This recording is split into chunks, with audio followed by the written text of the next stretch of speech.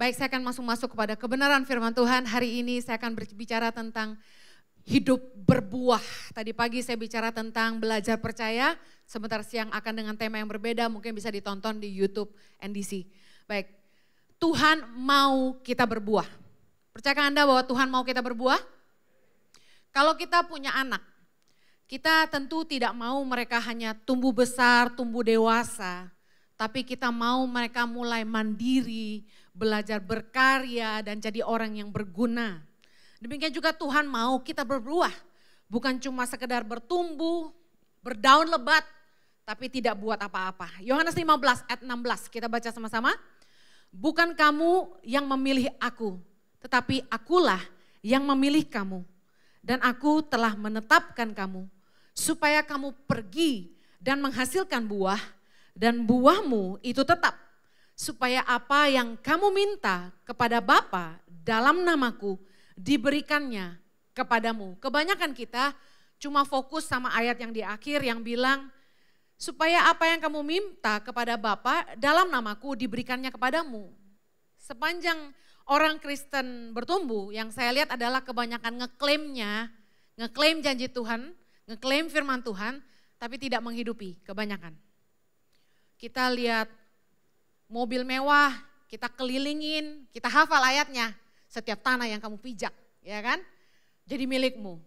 Terus orang pakai ayat yang kelilingin tembok Yeriko pasti runtuh. Nah kita doa-doain yang kayak gitu, kita ambil ayatnya dan kita klaim janji Tuhan. Tapi berapa banyak dari kita yang ngerti bahwa sebelum Tuhan jawab doa kita, Tuhan mau kita jawab maunya Tuhan. Dan yang kita belajar sama-sama pagi hari ini, Tuhan tuh mau kita berbuah dan buah kita itu harus tetap. Ada pohon yang berbuahnya sekali, habis itu gak berbuah lagi. Saya punya pohon lemon di rumah, tadinya buahnya banyak, seneng banget. Gak ada bijinya lagi, berbuah terus, tiba-tiba berhenti berbuah. Tuhan mau kekristenan kita terus berbuah lebat dan buah kita tetap.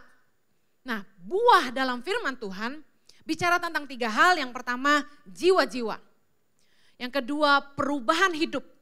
Yang ketiga, hidup jadi berkat atau berdampak lewat karya-karya kita. Mari kita belajar sama-sama tentang perumpamaan pohon ara yang tidak berbuah. Dalam Lukas 13 ayat yang ke-6, saya ingin saudara lihat di layar dan kita baca sama-sama. Lalu Yesus mengatakan perumpamaan ini. Seorang mempunyai pohon ara yang tumbuh di kebun anggurnya dan ia datang untuk mencari buah pada pohon itu. Tetapi ia tidak menemukannya, ayat ke-7. Lalu ia berkata kepada pengurus kebun anggur itu, sudah 3 tahun aku datang mencari buah pada pohon ara ini dan aku tidak menemukannya. Tebanglah pohon ini. Untuk apa ia hidup di tanah ini dengan percuma? Ayat 8. Jawab orang itu, Tuan biarkanlah ia tumbuh tahun ini lagi. Aku akan mencangkul tanah di sekelilingnya, memberi pupuk kepadanya. Mungkin tahun depan ia berbuah, jika tidak tebanglah ia. Dengar baik, berapa banyak Anda yang ikut Tuhan sudah lama? Saya boleh lihat tangannya yang sudah ikut Tuhan mungkin puluhan tahun, angkat tangan. Wow, banyak. Berapa banyak yang sudah ikut Tuhan belasan tahun, angkat tangan. Berapa banyak saudara yang baru saja kenal Tuhan Yesus, angkat tangan. Dengar baik, apakah Anda sudah berbuah? Karena Tuhan gak tertarik berapa lama kita ikut Tuhan. Kisah perumpamaan pohon ara yang tidak berbuah ini sebenarnya menyadarkan saya bahwa kalau kita bisa melewati 2 tahun pandemi dan masih bisa berdiri hari ini, karena Tuhan masih kasih kita kesempatan. Berapa banyak Anda yang berani berkata, saya masih hidup hari ini karena saya hebat. Saya masih hidup hari ini karena saya sehat. Saya masih hidup hari ini karena saya kaya. Saya masih hidup hari ini karena saya banyak berkarya. Ada yang berani ngomong gitu? Ada yang berani bilang, saya masih hidup hari ini karena Tuhan memperhitungkan taburan saya. Dengar baik, melihat sahabat-sahabat saya yang dipanggil Tuhan, saya jujur clueless. Artinya gak punya jawaban kok mereka dipanggil ya? Padahal hidupnya berdampak loh. Anak muda tuh ratusan ribu loh ikut Tuhan berkat pelayanan dia. Dan hidupnya tuh lagi berdampak-berdampaknya gitu loh. Ada lagi, cinta Tuhan sungguh-sungguh, seorang guru yang hebat, ngeri kalau dengar dia khotbah, asik banget, kenyang banget. Masih muda banget. Kok udah dipanggil Tuhan ya?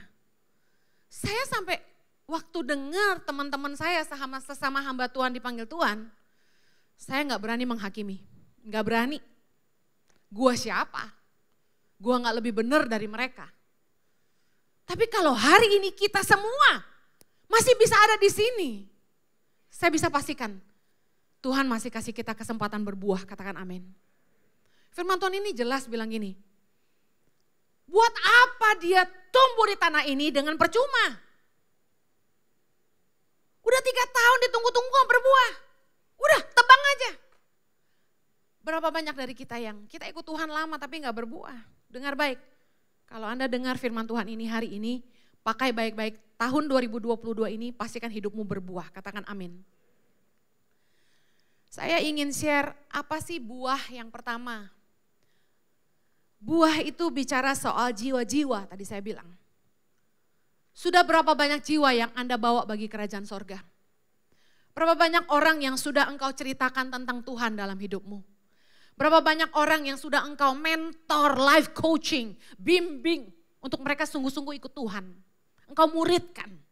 Berapa banyak orang yang engkau sudah ajak berbalik dari dosa. Dulu waktu Anda masih ikut dunia, Anda masih hidup dalam dosa. Anda berbalik dari jalan Anda yang salah dan ikut Yesus. Lalu Anda ketemu lagi dengan teman-teman Anda yang zaman Anda masih nakal, jahat. Apakah Anda peduli untuk bawa mereka kepada Tuhan? Jangan hanya ingin dilayani, tapi berilah dirimu untuk melayani. Katakan amin. Sudah berapa banyak jiwa-jiwa yang Anda bawa kepada Tuhan? Kolose 1 ayat 28, mari saya share bagaimana kita memenangkan jiwa. Dialah yang kami beritakan. Apabila tiap-tiap orang kami nasihati dan tiap-tiap orang kami ajari dalam segala hikmat untuk memimpin tiap-tiap orang kepada kesempurnaan dalam Kristus. Dengar baik, saya tulis besar-besar di situ. Khotbah di mimbar saja tidak cukup untuk membuat iman jemaat bertumbuh dan hidup mereka berubah. Mana ada khotbah instan yang mengubahkan kalau bukan karena kemurahan Tuhan. Pemuridan atau life coaching dibutuhkan untuk membimbing orang. Saya berdoa sekiranya NDC menyadari betapa besar kepercayaan Tuhan kepada gereja ini. Saya berdoa agar gereja-gereja yang jemaatnya ribuan yang Tuhan percayakan, seandainya mereka boleh menyadari kasih karunia ini. Mengerti bahwa dengan kepercayaan yang besar datang tanggung jawab yang besar. Kita harus memuridkan, bukan cuma meramaikan, bukan hanya bringing crowd.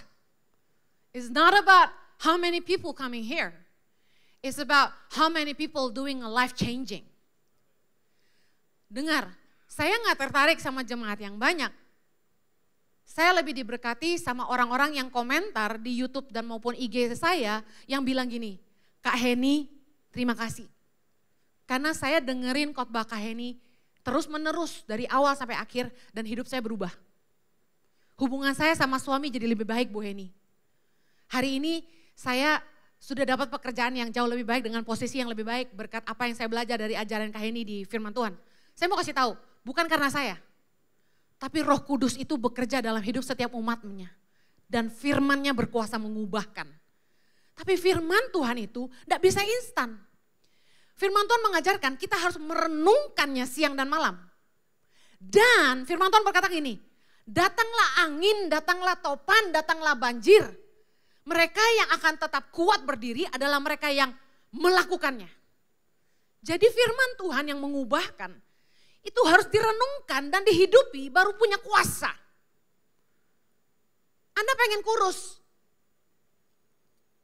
Bisa nggak Anda kurus cuma ngeliatin obat diet, ya, buah-buahan Anda liatin terus. Gue pasti kurus nih. Liatin terus. Gak bisa. Anda harus telan itu minuman-minuman diet meskipun gak enak rasanya.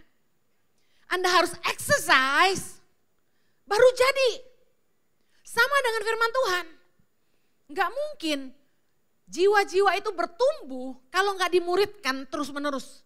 Gak ada pengajaran yang praktikal. Firman Tuhan mengajarkan orang itu bisa menjadi tanah yang subur kalau dia memahami firman itu. Bagaimana mau menghidupi kalau tidak memahami? Makanya kalau kita khotbah gak boleh yang sulit. Harus yang bodoh-bodoh bahasa saya. Satu kali saya tanya sama Tuhan, Tuhan kenapa ya kok tiba-tiba YouTube saya bisa boom, diikuti banyak orang. Padahal siapa gue gitu loh, ya gak sih? Hamba Tuhan kecil dari kampung. Yang khotbahnya cuma keluar masuk kampung. Tapi Roh Kudus bilang gini, saya bilang Tuhan masih banyak hamba Tuhan yang pintar teologi ya. Saya lulusan teologi ya, tapi saya enggak teologi ya gitu gayanya. Kenapa kok saya bukan mereka yang jago-jago teologi ya gitu. Roh Kudus bilang gini, soalnya lebih banyak jemaat yang enggak sekolah teologi ya. Mereka lebih ngerti cara ngajarmu yang biasa. Kaget saya. Jadi bagi hamba Tuhan lain, Henny tuh khotbahnya bodoh-bodoh. Apaan tuh khotbah kayak begitu? Udah marah-marah. Ternyata khotbah marah-marah itu urapan. Terbenar. Saya juga sebel dengerin khotbah saya. Waktu zaman saya marah-marah sebelum pandemi itu, sebenarnya bukan marah, greget. Ada greget ilahi istilahnya. Yang Tuhan kasih ke hati saya untuk saya bicara dengan kemarahan emosi supaya jemaat berubah gitu loh. Tuhan udah bosan sama jemaat yang cuma denger khotbah tapi gak melakukan gitu. Nah ternyata gini, passion kita untuk jiwa-jiwa tuh gak boleh berubah. Kita mesti semangat menangin jiwa. Kebanyakan orang Kristen udah terlalu lama jadi Kristen, udah lupa berbagi tentang Injil, udah lupa ngomongin Tuhan kemana-mana. Saya yakin kalau kita yang udah ngerasain hebatnya Tuhan dalam hidup kita, nggak cerita tentang Tuhan, bagaimana orang di luar sana mau ngerti tentang Tuhan? Anda pikir dengan ilmu teologi, Anda sekolah penginjilan, Anda bisa menangin jiwa? Nggak bisa. Pengenalan akan Tuhan adalah kasih karunia. Waktu kita mau bagikan Tuhan buat orang-orang, firman Tuhan bilang gini, dialah yang kami beritakan. Artinya gini, waktu Anda ketemu orang, cerita aja tentang Yesus. Betapa dahsyat Yesus dalam hidup Anda. Amin. Saya punya staff, jadi driver di kantor kami, juga jadi messenger dan juga jadi segalanya. Builder, messenger, driver, all in one ya. Dia masih muslim. Di mobil suami saya tepok-tepok dia dan bilang gini, kamu percaya Yesus gak? Baptis kamu. Gak selamat loh. Gaya penginjil tulen kan gitu. Bercanda, suami saya bercandain dia. Saya bilang gini dari belakang. Rio, ya Ci, kamu lihat Tuhan hebat gak dalam hidup kami? Dia bilang iya Ci. Kamu kan ikut saya udah lama. Udah lihat belum bagaimana Tuhan bawa kita dari kecil sampai hari ini? Iya Ci. Kamu percaya Yesus gak? Percaya Ci. Nah itu. Saya bilang sama dia gini, lu gak mau pindah agama gak masalah. Tapi gue yakin kalau lu percaya Yesus, lu selamat juga. Kasih saya ayatnya, harus masuk Kristen baru selamat. Cariin, tolong. Pastor Dennis ada ayatnya? Oh terima kasih. Saya sekolah Alkitab bos, saya cari tuh. Kok gak ada ya? Jadi saya gak pernah kristenisasi. Saya berbagi kasih. Karena Allah adalah kasih. Amin. Anda mau gak orang lain kenal Tuhan? Tuhan itu kasih, jadilah kasih buat semua orang. Jangan suka maki-maki pembantu. Jangan suka kasar sama orang kecil. Jangan ngerendahin orang. Hargailah orang lain. Biarpun pangkatmu tinggi, jangan sombong. Hargai stafmu. Hanya karena engkau kaya, hormati orang tuamu. Hargai adik kakakmu yang mungkin lebih susah dari kamu. Anda mau orang kenal Tuhan? Jadilah kasih buat semua orang. Tahu nggak, waktu kita kenal Tuhan, Tuhan tuh kasih kita hikmat untuk mengerti segala sesuatu. Waktu kita ngalamin masalah, Roh Kudus pimpin kita. Nah, orang dunia nggak punya itu. Dikatakan apabila tiap-tiap orang kami nasihati dan tiap-tiap orang kami ajari dalam segala hikmat. Dengerin, Anda mungkin di kantor sendirian yang Kristen, yang lain enggak. Look at you. Tiba-tiba ada orang datang, teman-teman agama lain bilang gini, gue ada masalah sama laki gue mesti gimana dong? Anak gue gini nih, gue mesti gimana dong? Laki gue gini nih, utang gue banyak nih, gue mesti gimana dong? Orang-orang dunia akan cari terang. Apakah Anda punya terang? Mereka akan cari Anda buat nasihat dan hikmat. Itu momen kita berbagi Tuhan dengan mereka. Jangan kristenisasi, bagi nilai-nilai firman Tuhan. Jangan paksa orang, lu mau gue bantu pindah agama dulu, gak usah. Hei. Dengar baik, jangan berhenti cerita tentang Tuhan kemana-mana. Lagi keramas di salon, jeng. Keren itu ibu-ibu, lanjutkan. Yakobus 5 ayat 20. Ketahuilah bahwa barang siapa membuat orang berdosa berbalik dari jalannya yang sesat, ia akan menyelamatkan jiwa orang itu dari maut dan menutupi banyak dosa. Boleh saya lihat tangan-tangan orang-orang yang punya banyak dosa? Angkat tangan. Gue juga. Oh gak banyak, oh banyak deh. Yang gak angkat tangan sedikit dosanya ya, puji Tuhan. Kalau saya badung dulu jadi dosanya banyak. Nah, kata firman Tuhan, kalau kita membawa orang berdosa berbalik dari jalannya yang sesat, yang pertama kita akan menyelamatkan jiwa orang itu dari maut. Katakan haleluya. Yang kedua, menutupi banyak dosa. Menutupi dosa siapa? Dosa kita, bos. Yang ngerasa paling banyak dosa, banyakin menangin jiwa. Amen. Bu Heni, saya pendiam, introvert, gak berani. Nabur aja buat misi dan penginjilan. Cari duit yang banyak, naburlah. Karena penginjilan butuh duit. Gue kasih tahu ya, ke Papua, ke kampung-kampung yang kecil-kecil itu, pesawatnya mahal loh, mesti charter. Sekali terbang, 25 juta tuh. Saya kasih tahu, di dunia hasil survei membuktikan dana misi paling kecil. Persembahan yuk, diakonia. Yeay, kita bantu orang susah. Tapi waktu benar-benar ada yang perlu dibantu, kita rapat dulu ya Bu. Gitu. Matius 28 ayat 19, saya enggak nyinggung gereja ini loh, saya cuma khotbah. Matius 28 ayat 19. Karena itu pergilah, jadikanlah semua bangsa muridku, bukan pengikutku, muridku. Dan baptislah mereka dalam nama Bapa dan Anak dan Roh Kudus. Jangan jadi Kristen bantet. Anda tahu bantet? Anda tidak berbuah jiwa, Anda bantet. Saya bersyukur sejak saya taat sama Tuhan untuk berhenti khotbah keliling dan mulai fokus bangun YouTube. Saya dikecam banyak orang, dimarah-marahin. Saya nyumbang loh buat Tangan Pengharapan. Khotbah dong. Gitu. Sekarang ancamannya gitu. Saya mau donasi ke Tangan Pengharapan asal Bu Heni datang khotbah. Saya digituin sekarang. Wow. Saya udah jelasin, Tuhan suruh saya berhenti khotbah keliling.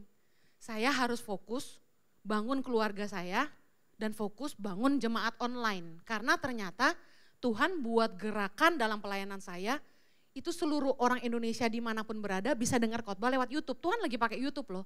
Bukankah kita rindu Injil diberitakan kepada segala makhluk ke seluruh penjuru bumi, baru tiba kesudahannya? Lewat apa?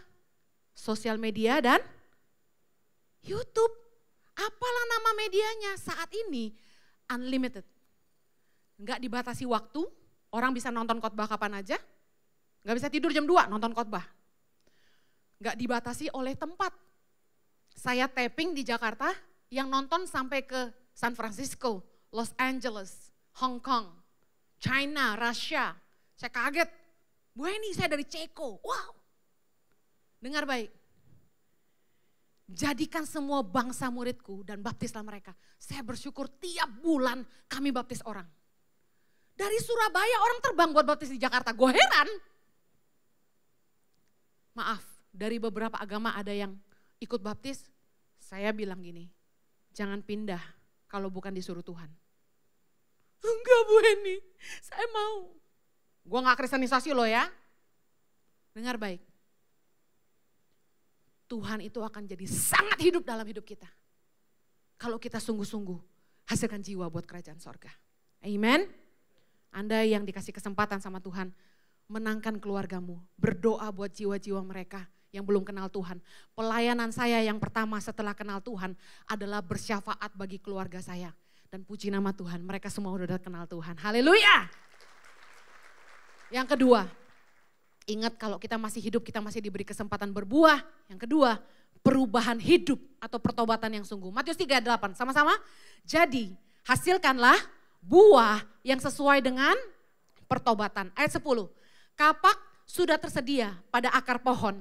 Dan setiap pohon yang tidak menghasilkan buah yang baik, pasti ditebang dan dibuang ke dalam api. Dengar, Yesus yang ngomong ini. Setiap pohon yang tidak menghasilkan buah yang baik, pasti ditebang. Ada satu kepastian, pasti ditebang dan dibuang ke dalam api. Dengar baik, banyak orang di zaman Roh Kudus mengalami kelahiran baru. Mereka bertobat sungguh-sungguh.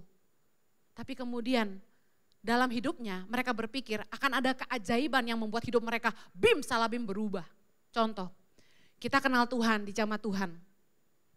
Ya kan, kita nangis-nangis. Berapa banyak saudara yang pernah ngalamin kelahiran baru, angkat tangan? Jadi Anda ngerti yang saya omongin? Belum semua. Belum semua pastor, tantang mereka terima Yesus dong. Anda tahu ketika kita dijamah Roh Kudus pertama kali, gak tahu reaksinya tuh nangis gitu. Nangis tobat instan. Wah, nangis tuh gak bisa berhenti. Malu tapi gak bisa berhenti, nangis terus. Tiba-tiba diingatkan sama dosa-dosa kita udah buat salah, kita sesat, kita kotor, kita sampah. Lalu kita merasakan kasih Tuhan dan damai sejahtera yang luar biasa.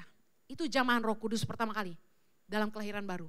Lalu, dengar baik, kita nggak lalu instan berubah. Makanya kita harus baca firman, merenungkan, memberi diri dimuridkan, gabung sama komsel, cell group, bertumbuh di situ, diproses tetap maju.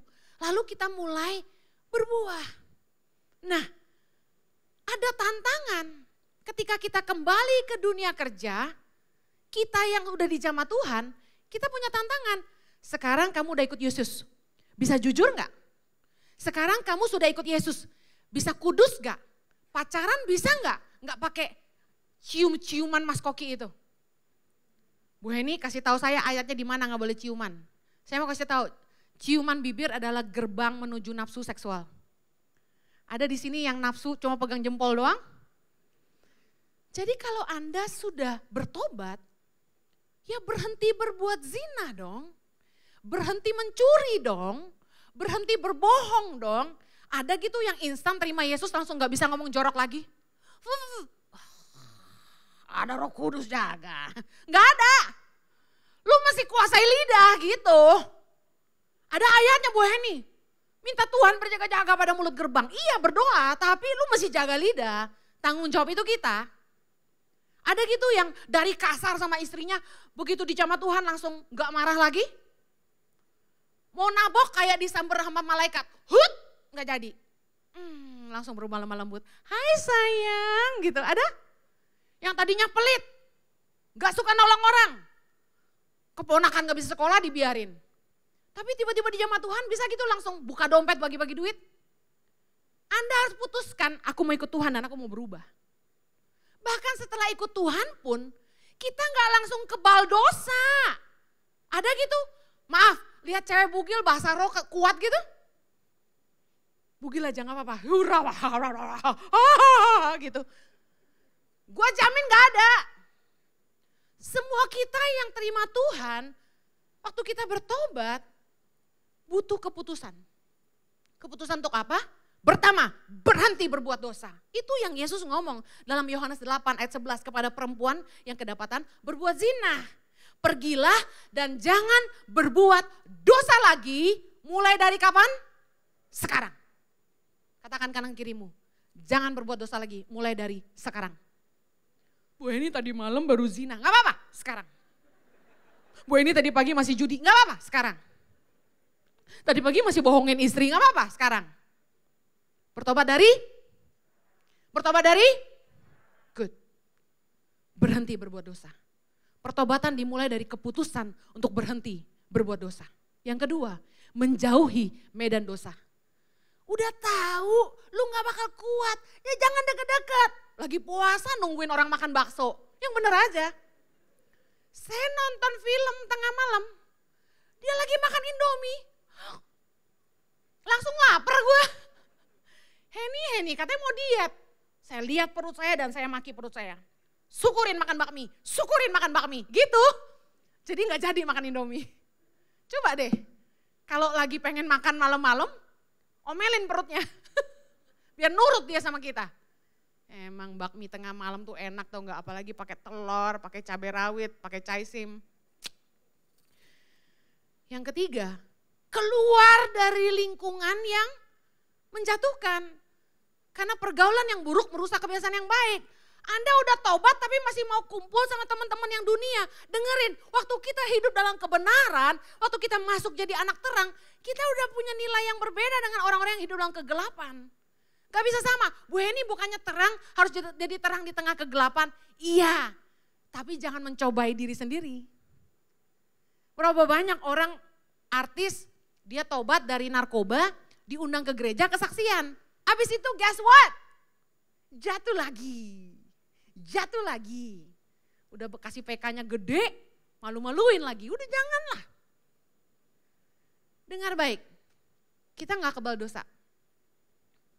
Kita harus memberi buah dari pertobatan kita.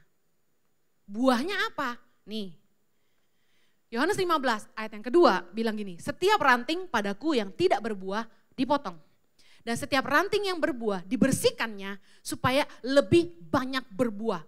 Waktu kita ikut Tuhan, kita udah belajar sabar, belajar menguasai diri, belajar murah hati, belajar jujur. Tetapi kadang-kadang masih kurang. Nah Tuhan bersihkan. Nah gimana cara bersihkan? Yang kurang sabar akan ketemu pasangan yang bikin tidak sabar. Kayak saya. Yang pemarah akan ketemu orang-orang yang suka bikin dia marah. Kayak saya. Yang egois akan ketemu pasangan yang gak mau ngalah. Kayak saya. Waduh, saya sama Jojo itu bukan besi menajamkan besi, gergaji menajamkan gergaji gitu. Udah pisau menajamkan pisau, kami berdua saling menyilet. Setajam silet. Tapi begitulah hidup kita.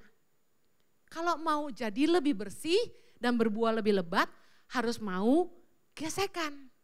Jangan cerai aja. I don't like you anymore. Kamu ganteng, tapi menyebalkan gitu kan. Kalau suami lagi bikin marah tuh rasanya gimana ibu-ibu? Gue peduli lu ganteng, gue gak suka gitu kan. Ada orang tuh yang gak habis pikir ya. Istrinya cantik banget, tapi cerai. Kenapa coba? Makanya lu cari bini, lihat badannya doang sih loh. Lihat imannya, lihat karakternya. Buat apa kawin cerai lagi. Nafsu mulu sih. Pakai doa, jangan cuma pakai hawa. Amin. Dengar baik. Buah pertobatan. Jangan ngaku anak Tuhan tapi kelakuannya malu-maluin. Gak berintegritas. Paling sebel sama anak Tuhan yang ngakunya orang beriman. Tapi kerjanya ngeluh terus. Di tempat kerja jadi gak jadi kesaksian. Nyolong lah, gak excellent lah, males lah. Saya paling nggak percaya. Oh, kalau mau cari karyawan yang jujur harus orang Kristen, nggak jaminan. Ada yang jamin kalau orang Kristen pasti jujur, angkat tangan? Nggak jaminan. Saya mau bilang gini, kita malu. Kalau terang nggak jadi terang tuh kita malu. Mendingan jangan ngaku kamu orang Kristen kalau kamu nggak bisa jadi terang. Malu-maluin Tuhan. Kalau kalian punya masalah dalam pernikahan, yuk damai yuk, ngampunin yuk, doain yuk pasanganmu yuk. Jangan lagi mau nikah mau enaknya aja. Ingat janji nikah dalam suka maupun duka, dalam sakit maupun sehat. Jangan istri udah kendor semuanya ditinggalin lagi. Biasa cowok tuh udah umur 50-60 tuh ya, puber kedua. Gak tau kenapa tambah gagah loh gue bilangin.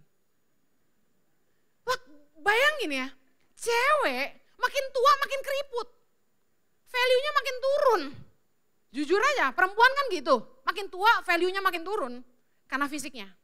Tapi gak tahu kenapa pria, not fair. Makin tua makin ganteng. Makin tua makin gagah. Saya bandingin foto suami saya dari masa dia SMP ke sekarang.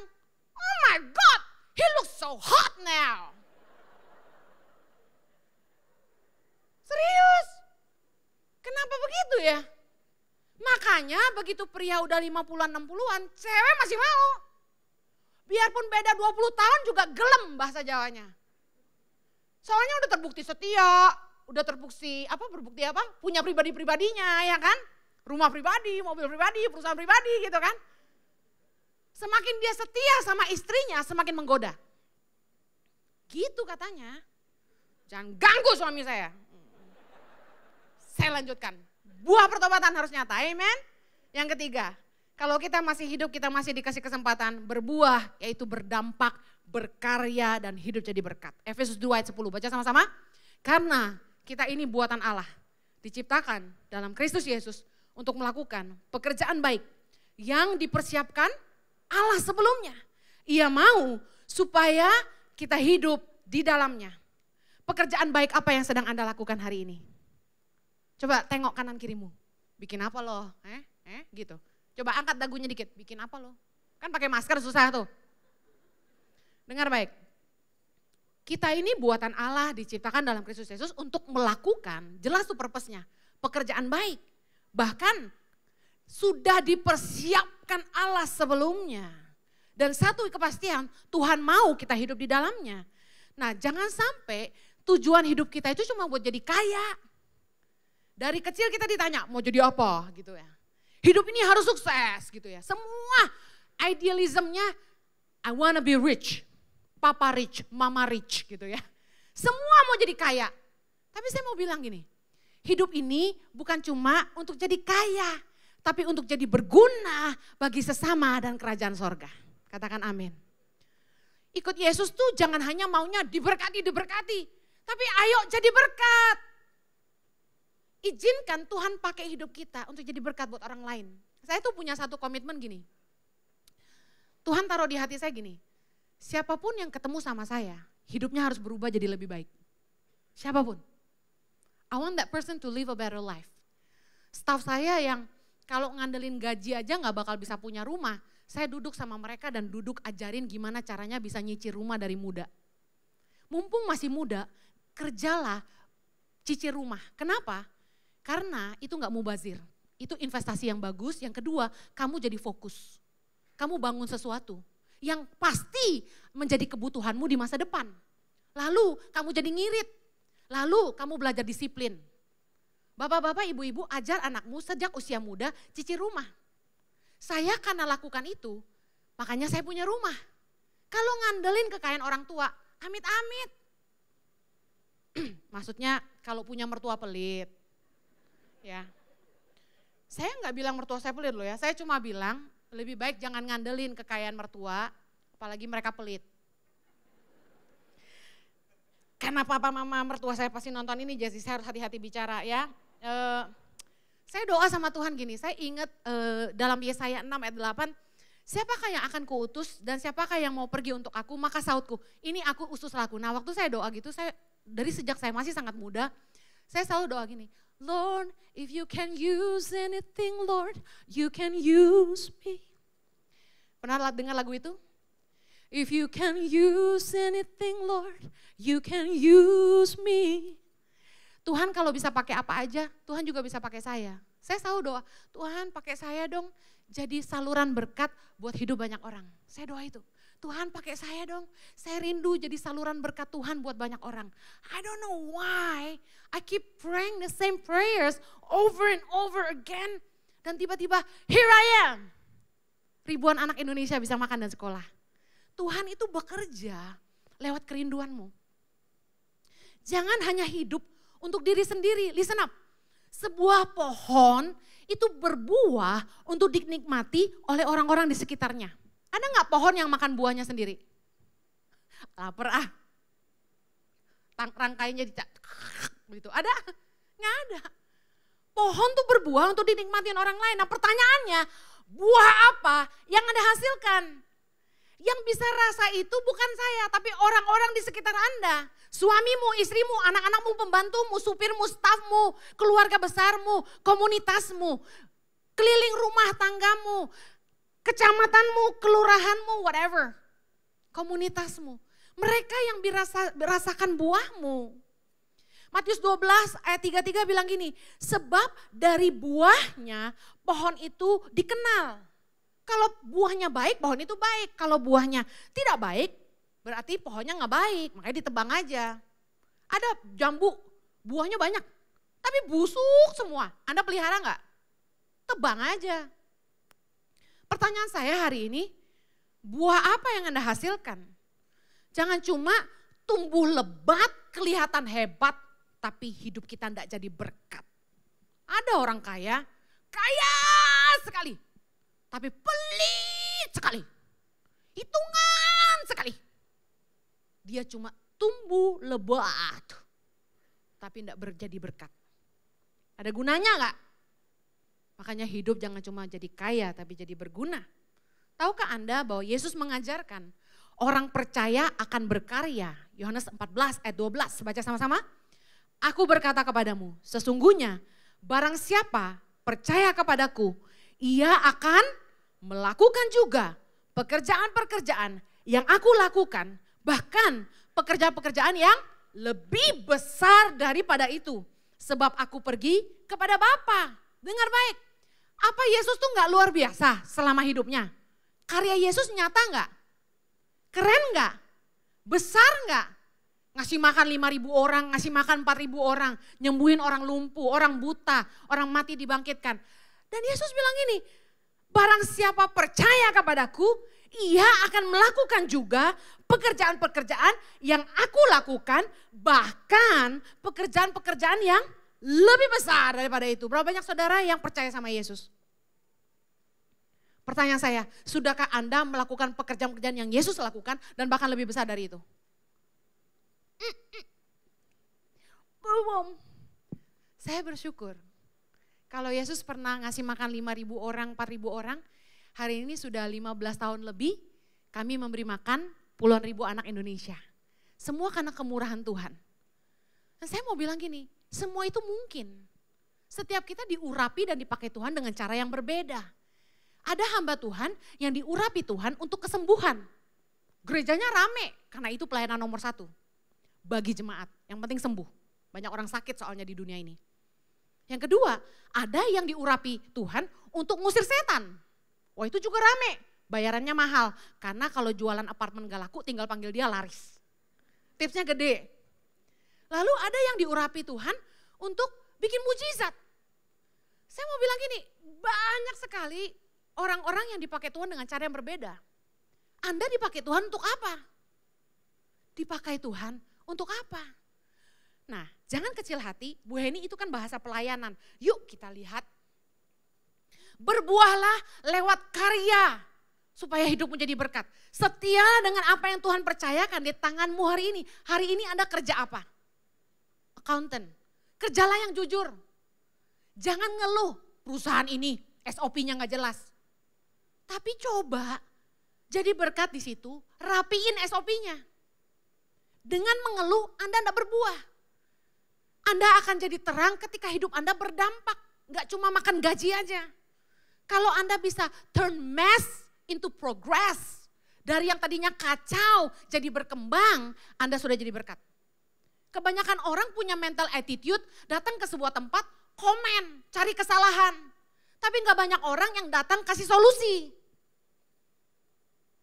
Yohanes 17 ayat yang keempat, aku telah mempermuliakan engkau di bumi dengan jalan menyelesaikan pekerjaan yang engkau berikan kepadaku untuk melakukannya. Yesus bilang bahwa Yesus telah mempermuliakan Bapa di bumi dengan menyelesaikan pekerjaan yang Tuhan berikan kepada dia untuk melakukannya. Hari ini, pekerjaan apa yang Tuhan percayakan di tanganmu? Apakah Anda pengusaha? Apakah Anda kerja? Apakah Anda ibu rumah tangga? Apakah Anda karyawan swasta, pegawai negeri? Dengar baik, apapun yang Tuhan percayakan di tanganmu hari ini, kerjakan itu dengan setia. Selesaikan itu. Jadilah orang yang bisa dipercaya. Jadilah berkat lewat karya-karyamu. Pikirin apa yang engkau bisa lakukan untuk bisa jadi berkat di situ. Kalau Anda di keluarga, dengar baik. Jadilah berkat bagi keluargamu. Saya tutup. Potensi yang tidak dikembangkan hanya menjadi pekerjaan. Kalau Anda punya potensi dalam hidupmu, tapi Anda tidak kembangkan itu, Anda akan jalani pekerjaanmu sebagai pekerjaan untuk penghidupan. Lalu Anda dilupakan. Jangan berhenti berpikir dan berusaha mengembangkan apapun yang Tuhan percayakan di dalam hidupmu hari ini. Jangan berhenti kreatif, jangan berhenti excited. Karena the moment you feel comfort, you will lose the fire. Satu hari, Yayasan Tangan Pengharapan mulai besar. Mulai dikenal orang.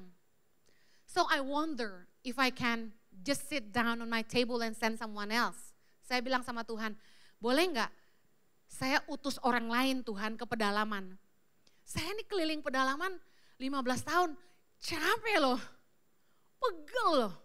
Naik motor itu ngelewatin jalan rusak, lumpur. Kalau medannya terlalu susah saya harus jalan kaki. 1,5 jam lewatin hutan. Gunung, naik arus air nanjak, licin, saya kepleset. Nyebrang sungai berapa kali, masuk hutan, haus, lapar. Anda jangan pikir enak masuk pedalaman makan babi hutan, babinya keras. Saya saking laparnya waktu mereka siapin saya makanan, saya excited dong. Saya suka sayur, jadi waktu ada daun singkong, gue lapar itu aja deh gue sikat. Begitu mereka bikinnya bulat-bulat gitu. Gak tahu kenapa masaknya bulat-bulat. Saya ambil, saya taruh di piring, dasar lapar gue ambil 5 bulatan. Dalam nama Yesus, amin. Langsung lepahin. Why? Itu mah asin banget. Kayak satu laut dijadiin satu gitu. Asinnya minta ampun, Anda pernah ke laut mati? Nah kayak gitu. Saya gak bisa makan, asin banget. Tapi saya kasih tahu, meskipun gak nyaman, Tuhan bilang bertahan. Karena waktu kita bertahan di dalam mengerjakan panggilan dari Tuhan, kita tidak akan pernah kehilangan api yang dari Tuhan. Tuhan bilang gini, kalau kamu di Jakarta aja, apa yang kamu urusin? Duit kan? Kalau kamu menyentuh anak-anak di pedalaman, apimu gak akan padam. Karena itulah saya terus lakukan apa yang Tuhan suruh saya lakukan. Orang sampai bingung, yayasan manapun gak akan mungkin mau turun ke pedalaman kalau mereka posisinya udah founder. Kenapa Ibu Heni mau? Saya bilang karena Tuhan suruh. Saya tutup, jangan pernah bosan melakukan yang terbaik apapun yang Anda kerjakan. Jadilah berkat di situ.